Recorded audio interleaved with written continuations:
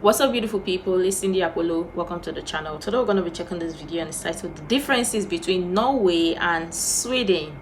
Okay, interesting. I'm excited to check this one out. Let's check it out. Today here on FTD Facts, I'm going to take the country of Sweden and the country of Norway and put them side by side and see what is different about these two different nations. Because although the two have had a history together, and although they are both classified as Nordic and Scandinavian countries, they do have certain aspects about their country that makes them completely different. What's going on, everybody? I hope you guys are having a fantastic day. Dave Walpole here, and welcome to FTD Facts, the channel where I look at people, cultures, places, and sometimes the militaries from all around the world. Yeah, I'm talking really fast, but we're just gonna do it today. Because today, I'm so happy I get to talk about Sweden again, and I get to talk about Norway. And for those of you guys who are here watching the stuff on the channel, you know I love talking about European countries. I just love learning about different countries, period. But Sweden is one of my favorite places. Partially due to the fact that the women in Sweden are, oh yeah, heaven's door can only knock fast enough. I don't know what that means, but I felt that way when I thought of Swedish women. So we're going to get started right into the facts, but I just want to let you know one of the first, similarities about these two countries is they both have a Viking culture. And with that in mind, because, I'm doing a video on Sweden and I'm doing a video on Norway. Nonetheless, let's get started with the video. Okay, cool. Let's rock and roll. Vikings out. So as we start, I want to clear something out because I got really confused in my last video where I looked at Denmark and Germany. And the reason I'm talking about that is because it's related to this video. Because Sweden and Norway are also considered Nordic countries, Scandinavian countries, and European countries. That's 3 different classifications, and it confused the living daylights out of me. And for some of you guys who are pondering the same, why do they have 3 different titles? Well, here's the reason why. I know you're wondering, what is the differences? I'm going to get into that. Just chill for a sec. Basically, in the term of Scandinavia, it's used for countries like Denmark, Sweden, Norway, and Finland. But for the term Nordic, it's used for all the Scandinavian countries, plus Greenland and the Faroe Islands and all that jazz. And of course, the thing is, because these countries are somewhat joined with Europe, they are classified as European countries as well. Now, what's the difference? Here we go. Because for Sweden, it is a country of the Scandinavian countries that is part of the European Union.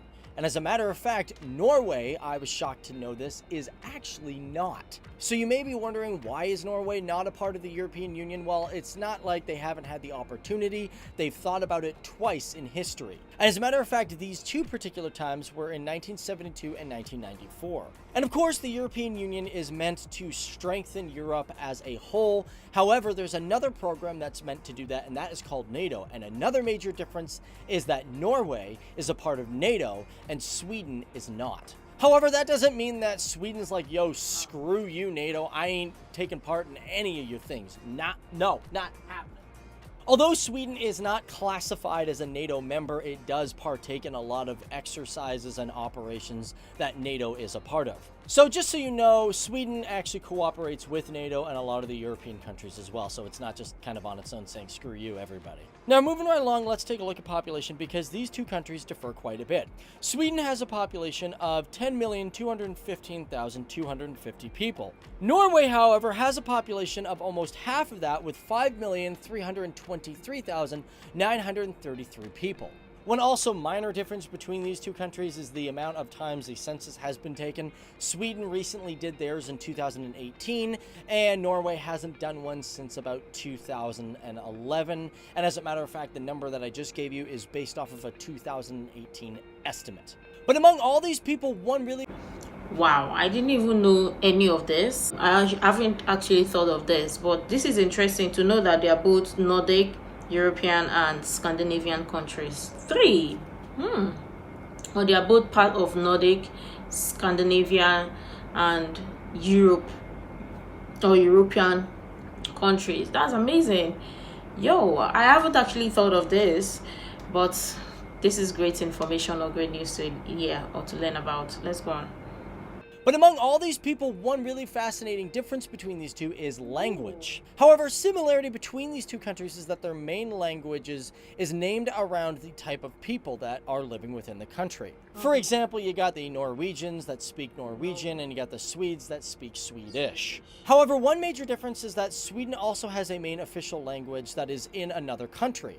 And that example is the Swedish language is one of the official languages of Finland. And as a matter of fact, in some military groups, I think the Jaeger Corps, they actually use Sweden as their training tongue. It's pretty interesting. But however, if we're going to give points to Norway, we got to mention the fact that Norway has 2 official languages, where Sweden only has 1.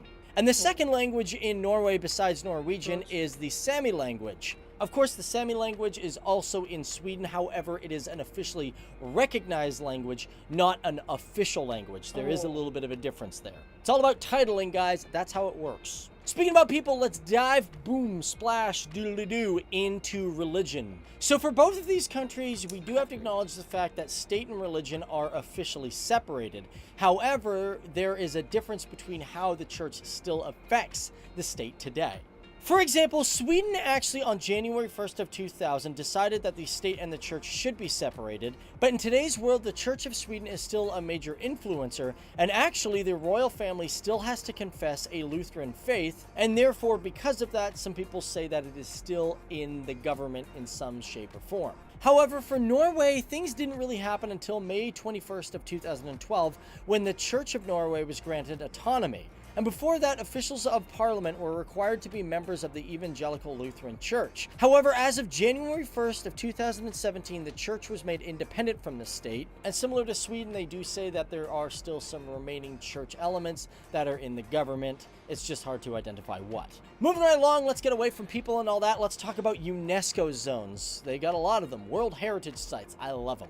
Norway has approximately 8 in total, with one of them being a natural UNESCO zone. Sweden, however, has 15 of them, one being natural and one being mixed with natural and cultural aspects. And in Sweden, one major one I want to mention is the Ingelsberg Ironworks, which was built in 1681 and is the oldest, most well-preserved Swedish ironworks that helped develop the modern world of ironworking.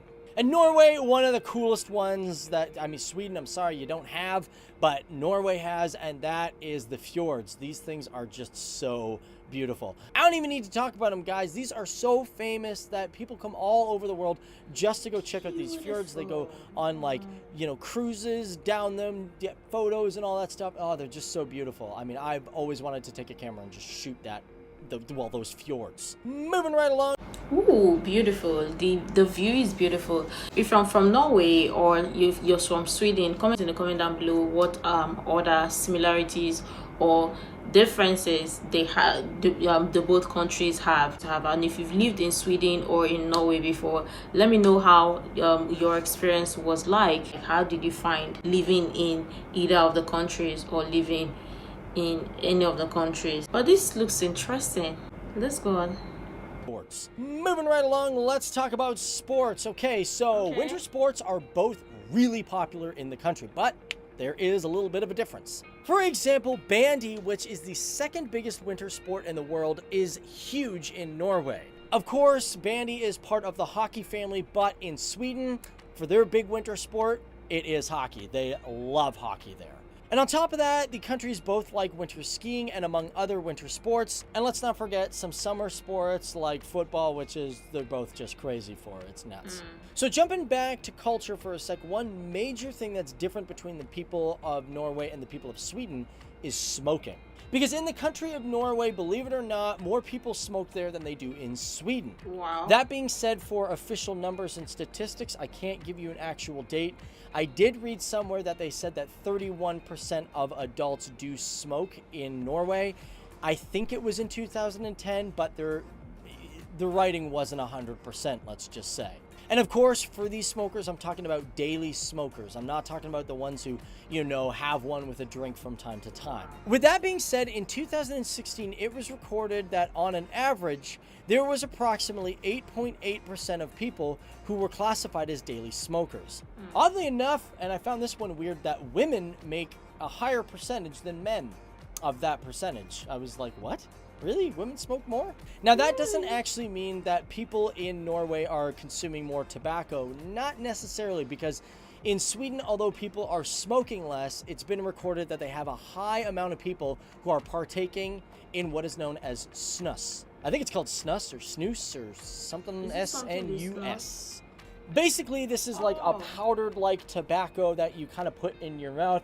It's not like spitting or chewing tobacco where you gotta spit it out. This stuff actually kind of dissolves and I think evaporates. For me, I'm not totally shocked by this number because of two major factors, and that is snus originated in Sweden back in the 18th century, and on top of that, it is the only European country, Sweden that is, that allows people to consume snus. However, that being said, because people are actually smoking cigarettes less, Sweden managed to acquire the World Health Organization goal to have 20% or less of its population smoking by the year 2000. Also, just an FYI, snus in Sweden is also regulated by the Sweden Food Act, so it is quite an official thing that you can consume there.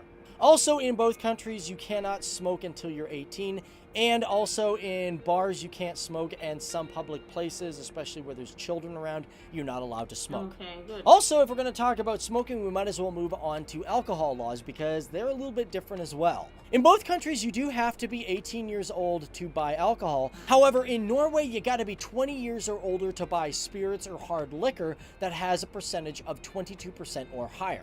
Also, in Norway, a lot of nightclubs frown upon having anybody under the age of 20 or 21 in them. Sweden, it's very similar. However, it's a little more socially acceptable to be 18 and go into a bar. Nightclubs are still a little bit like, they want older people.